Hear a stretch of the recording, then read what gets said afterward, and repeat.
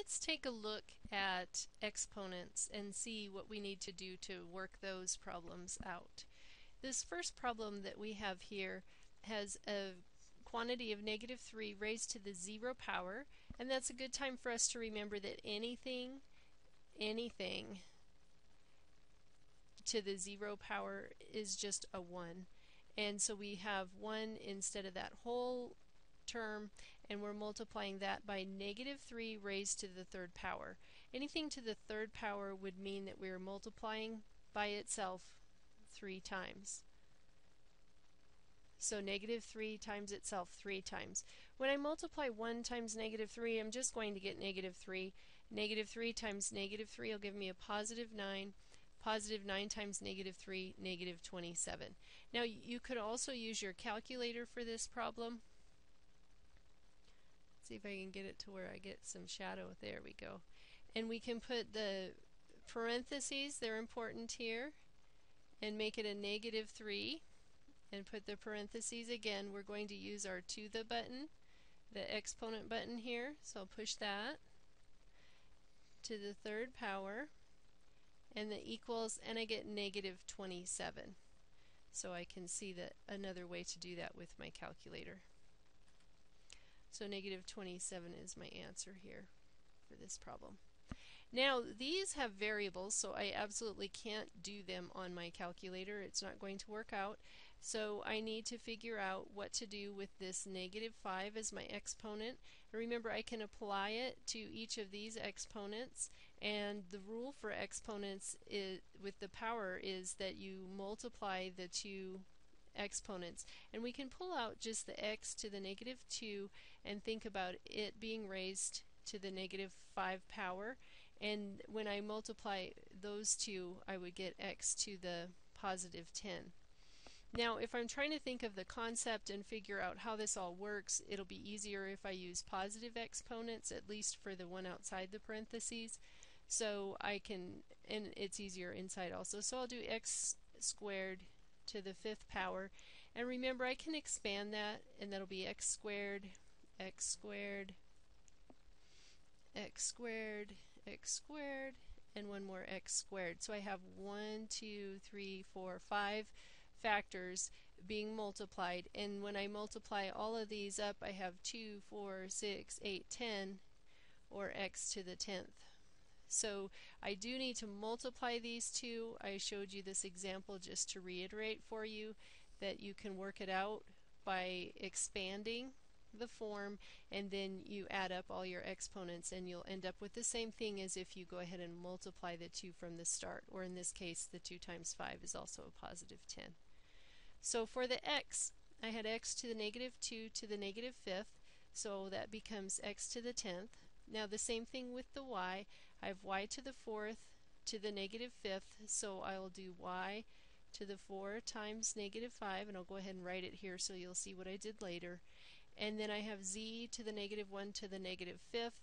That'll be z to the -1 times -5. And when I go ahead and multiply out these last two exponents, I have x to the 10th, y to the -20th, and z to the 5th. Now I do have instructions that say I need to write everything with positive exponents, and to do that I can just move things over the division bar, and I know my z and my x had positive exponents already, but I'll move down for the y, so it'll be y to the 20th in the denominator. And now I have a couple of examples that actually have fractions inside that are being raised to the 3rd power here and to the -4th power here. You can stop the video for a minute here and try those out yourself.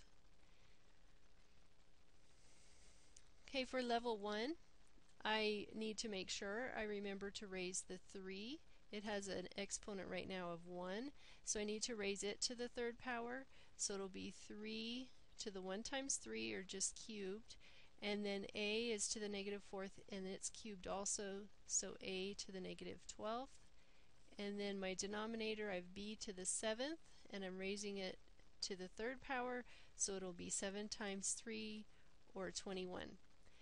I see I have a number raised to a power. I do need to go ahead and multiply that out. So I can use my calculator if I want again. And I have 3 to the third power, and that's a positive 27. Or I could just multiply that out also just by mentally doing it. This a to the negative 12 I need to move down to the denominator, and I end up with a to the 12th, b to the 21st. And that's my answer. Remember, I had to move this down because it had a negative on the exponent. Now the level 2 problem, I will be taking this negative 4 and applying it to every exponent, and we can just go ahead and write in our implied ones for our exponents on every number or variable just so that we don't forget to apply the negative 4.